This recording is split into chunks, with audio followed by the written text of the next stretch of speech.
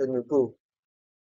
Population dynamics, natural increase as a component of population change. Natural increase as a component of population change. As you know, population defined as the total number of people living in a given area at a given time within a year. So that one, you know it already. So natural increase, talking about a situation where the birth rate exceeds the death rate as a component of population change. Population change is talking about population either increasing or decreasing. Good. So they said that we should introduce the basic terminology. Please, I'm using the scheme of work. This is the scheme of work. And wherever questions are coming from, no matter what, it comes from a scheme of work. So take note. Birth rate.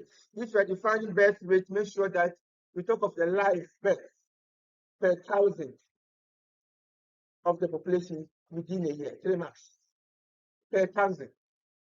Okay, that is 1 mark of the population, because it's talking about people and what the race is within a year. Okay, death rate the same, mortality rate the same, fertility rates talks about what? Fertility rate,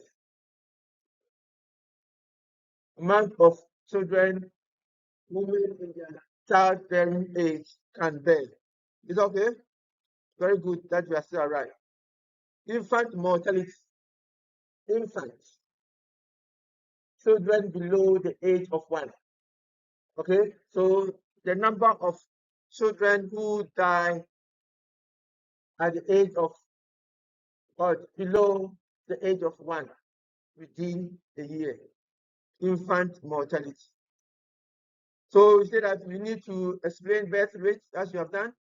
Emphasize the role of different factors on these rates and the ways in which they may change over time. So the different factors are the dimensions: economic factor, social factor, political factor, and environmental factors. Is okay?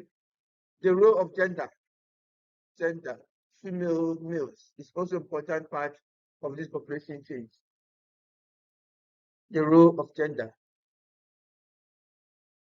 So we are moving on. These are the terms. So take note, these are the ones specified in the scheme. So birth rate, death rate, mortality rate, fertility rate, infant mortality, and replacement rate. Replacement rate, I say, is 2.1%. Okay, so the number of people that should be available to replace those who die. So if you are not able to, if the birth rate is not up to 2.1%, that means you are not able to replace. So we are going to have a declining population.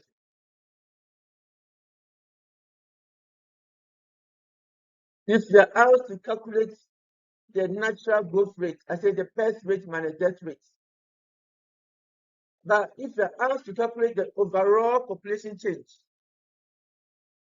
overall population, overall, this is where you come in with the element of migration. So don't forget, they may give you a table, and the table that they give you, they will give you birth rate, death rate, and the migration. Either we are having positive migration or negative. In migration, when more people are coming to the country, they will give you plus. If they are not leaving, you get minus. Net migration. Is okay? So positive net migration and negative net migration. When the figure is negative, subtract from the value. When it's positive, add to that. So population change is the natural increase or decrease, plus or minus.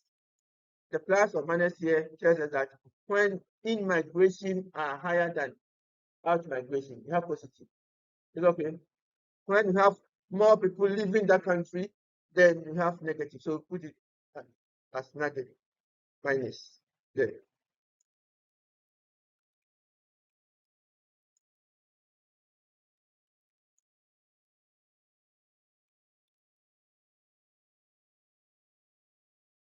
The spatial distribution of population growth. I say that I'm giving the gist from the scheme. Spatial distribution of population growth rates. All that we're talking about, that in this world we have different world regions. We have LICs, we have MICs. It's okay. The different spatial means space, different areas. So talk about what are the rates of growth in MEDCs and the growth in LICs. Is okay? And in all cases, I've told you that when they ask you to explain, because they will use a table for you to interpret it, the next question that follows is to explain or describe the trend. After you have described the trend, you have to explain why. The explanation comes from the dimensions of economic, social, physical, and political. Corporate map, as you know already, these are maps that are shown on maps with different shadings, and the deeper it is, the more it is stressing on that character they are portraying. Is it okay? So corporate map, please, you may be asked to find out the advantages and disadvantages of the corporate maps. When you use corporate map, you are able to visualize the distribution very well. So it gives quick visual impression about what's being discussed. It's okay. But one of the negative aspects of it is that the shadings are not able to give us specific figures. The shadings within one region, they may shade it maybe light blue. That tells us that all these rooms are all light blue, showing the same characteristics. But in the rest world situation, they are not the same. Okay, so there are some hidden, if you use corporate map, there are some hidden ideas or concepts that are not well attended to. They are hidden. Okay, and we are not also giving us the transition world. The transition in the real world situation, you cannot say that from this all these parts are red.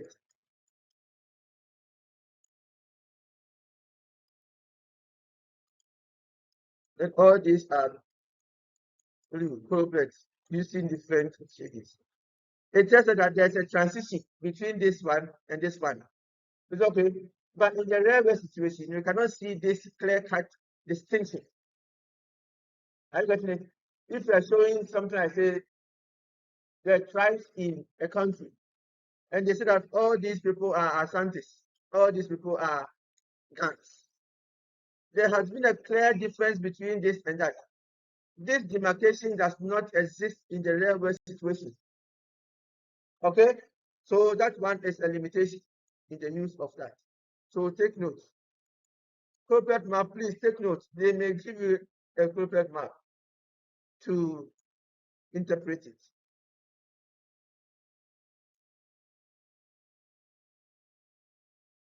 So just what I've said, if you're explaining, I say social factors deals with the culture, the attitude, the traditions of the people. So find out how the culture, the traditions, the attitude, beliefs of the people in the society behave to affect this one. I'm combining both fertility and mortality in all cases. So think of that. And I know that this one should come because you staged this some time ago. You staged it, and you have to be rewarded for that. Okay, you should be rewarded for that. So economic. Anytime you meet any economic point about economic, it's about finance. Economic is about finance, the wealth of the country or the individual. So think of the income level, poverty level, how rich or how poor you are. That is economic. The resource available, environment, the physical characteristics of the place, political, the role played by the government or authorities in the society. How will all these points affect fertility affects fertility and mortality. It's okay? Think of that. Go back to your notes and revise as such.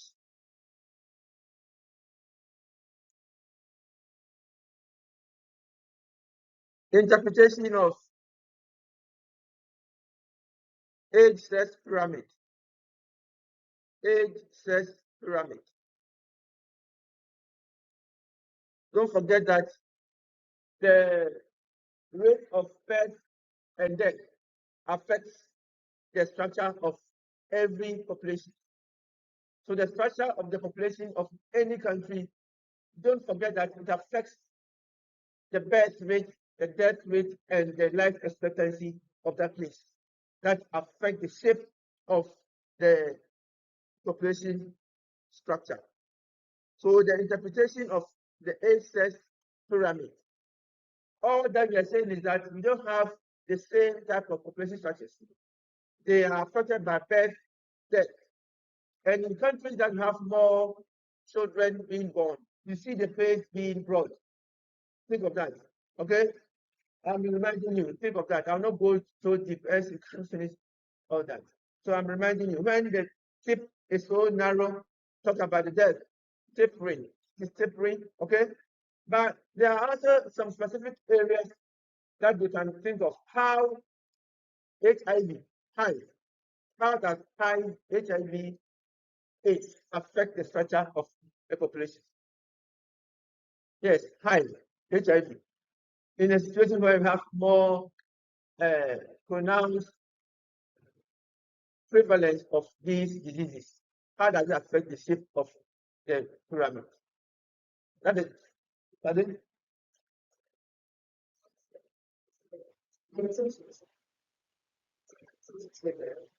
So I'm talking about how does that affect the shape of the pyramid?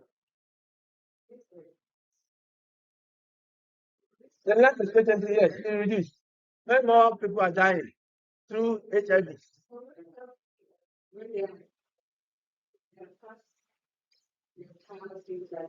HIV, it affects everybody. AIDS, AIDS affects the child, the mother, and the man. Okay, so if you go to South Africa, especially South Africa, where a lot of cases of HIV, a lot of people are dying out of that. So how does that affect the structure? You don't see more people reaching the age of 65. And when more of them are also affecting the children, it can also affect the base. So it can become narrow, despite the fact that it may be in LS. It's okay. They also talk about wars, how wars affect that. Baby boom. Are you getting it? Baby boom, wars, HIV, and how migration. If you say war can cause people to move. How the Ukrainians are moving from their area to Poland, Belarus, and the like. Are you here? When more people are leaving that country through wars, how does it affect the population structure? You can see that more of the people who are leaving are the able-bodied people who are working. And so any form of population structure that's affected by migration, you either see the working class, either it becoming boys or it is becoming narrow. When it becomes narrow, that means more people are leaving. When it becomes boys, that means more people are coming into that place. Is okay? So the diamond shaped type of population structure talks about more migrants into the country. But when the active working class is becoming so narrow, that means more people are leaving. So when they give you different types of population structure like this to interpret, that's how you need to. So in interpreting population structure, think of the base, think of the apex, think of the sides, the flanks. Is okay? But in the case of the HIC, you can see that it takes a form of a rectangular shape. Those at the base are just like those at the top. Is okay? DTM, demographic transition model. I've told you that this is a way of showing how population grows with time, when population grows with the level of development. Please try and draw this, not now, but revise it. The last time we did everything on the board. I will not waste time on this.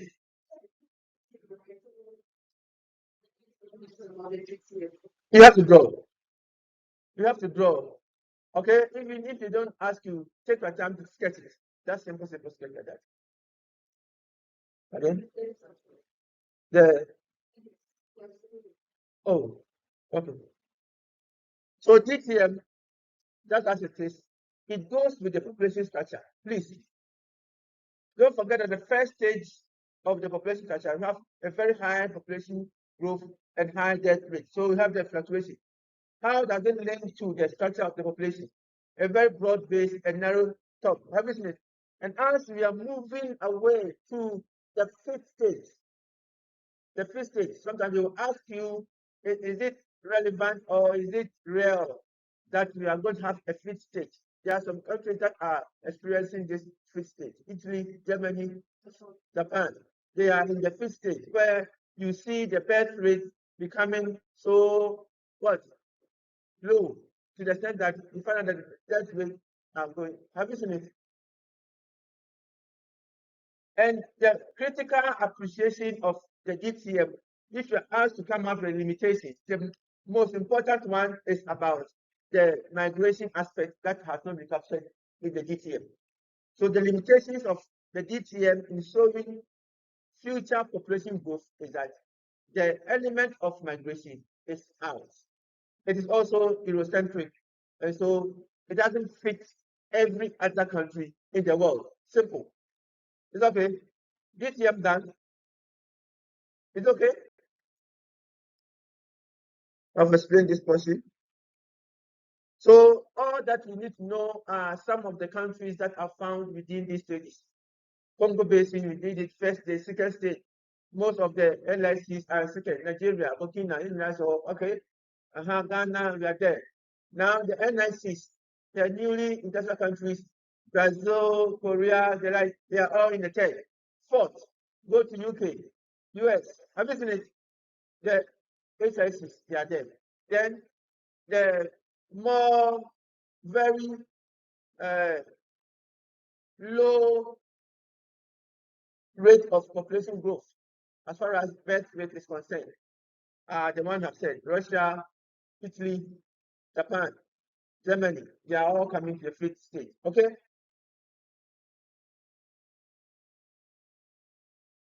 With this stage, we will be asked something about old dependence and young dependence. And I said that last year they got old dependence, young dependence are there. So as you are revising, think of, are you listening or putting something out? The effects of old dependence have been asked last year. So the counterpart is about the young dependence. When you have more of young dependence in the country, how do we, or what are some of the merits and the demerits in the country with a lot of young dependence? This one is not a matter of I'm showing you the way to revise around. Okay? So the young dependents are also very important. So who are dependents? Who are dependents? And if you also ask about dependency ratio, what is it? So dependents, who are they? Dependents are those who rely on the active workers for survival. Okay? And so who are these dependents? Old dependents, young dependents.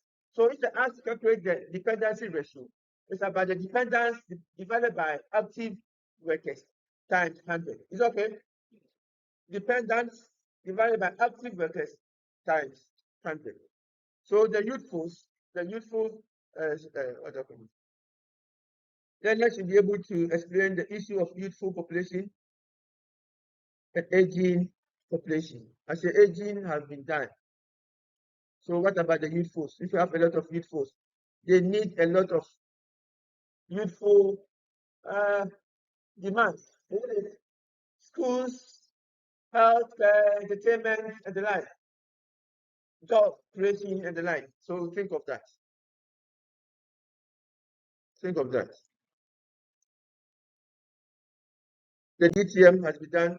Population resource relationship is a very good friend. A very good friend. Malthus, Esther, population policy of Malthus and that of Esther Bostrop.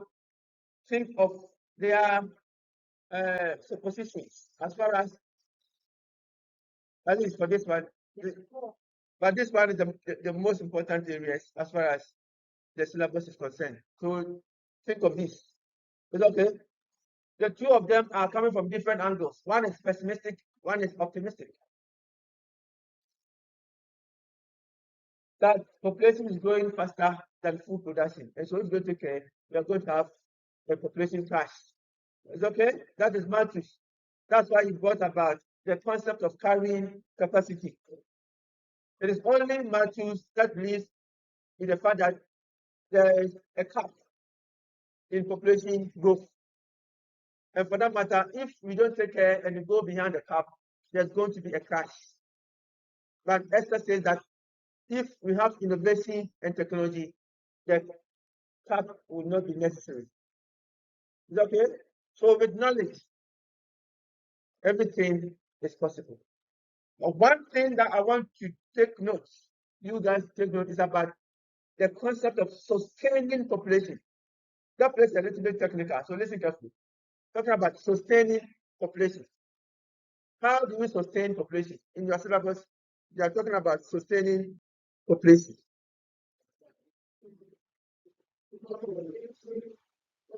And the population, overpopulation, they are the concept created by this population resource relationship. And the population, we talk of how population is more than the resource and the population. Okay? Overpopulation, the people are more than the resource. And so it is reducing the standard of living. Optimum population, both population and resources are equal. It's okay, but you're saying that in the real term situation, we don't have optimum. We cannot, because of the dynamic. We talk of population dynamics. Populations are increasing and decreasing. Resources are being found through technology. It's okay. So at the north of Islam, we can have a situation of optimum. We use optimum population to show political significance. Optimum population is there to show some statistical significance, because anything that goes up should come down. The momentary rest is the maximum. It's okay.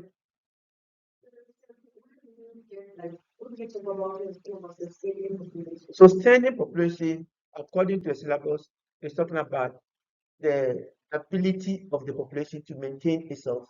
Are you here? If you talk about sustaining population, the ability of the population to maintain itself or to increase itself. Okay? And is able to use the available resources, like the food available, water available, energy available, and all the resources available to maintain itself. Are you here? To maintain itself. So the ability of the population to maintain itself using the available resources like food, water, energy, and other resources to maintain. The term is maintain. Sustaining means to maintain or to increase. If you go further, the syllabus says that how are the constraints, okay, the constraints in population growth affect the sustaining of the population. So in the syllabus, sustaining population is talking about how wars, diseases, are you here? How natural disasters and natural occurrences can affect population sustenance. And how can that be? If you talk of an area where they want to maintain themselves, so they have produced some amount of maize to feed them, but floods comes and it sweeps everything away. It has become a constraint. So flood is a constraint on sustaining population. Are you getting it? Disasters of all kinds, pest attacks, diseases, wars, famine. All these are constraints on sustaining population. Is that okay? So in case you go and they're talking about relationship between sustaining population and the constraints, come out with the constraints and give examples as to why these constraints are unable to maintain the population. The wars between Russia and Ukraine, it has destabilized the economy, and so it is unable to sustain the growth of population in Ukraine. Are you here? All because more people are displaced. Okay, people are dying. There are a lot of medical requests, and so population is unable to maintain itself. So wars, floods, hurricanes, all these are constraints in population sustenance. Is that okay?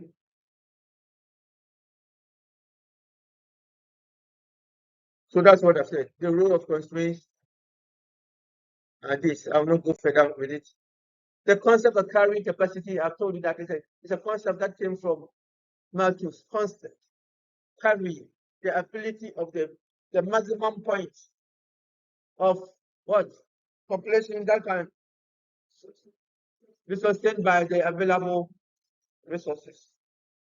So if you go beyond the carrying capacity, that means you are reducing the standard of living. You are breaking the trend, the taste. Is it okay?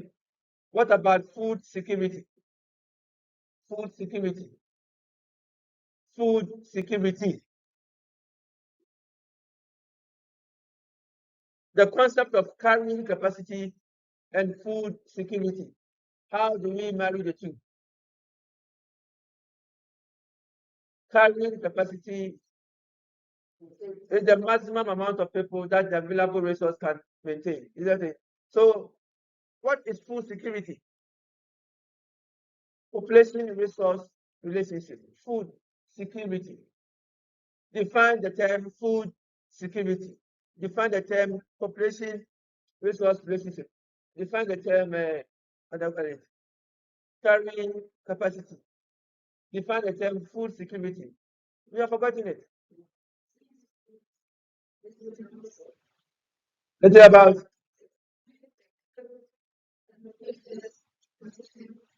access to sufficient. Uh-huh, That's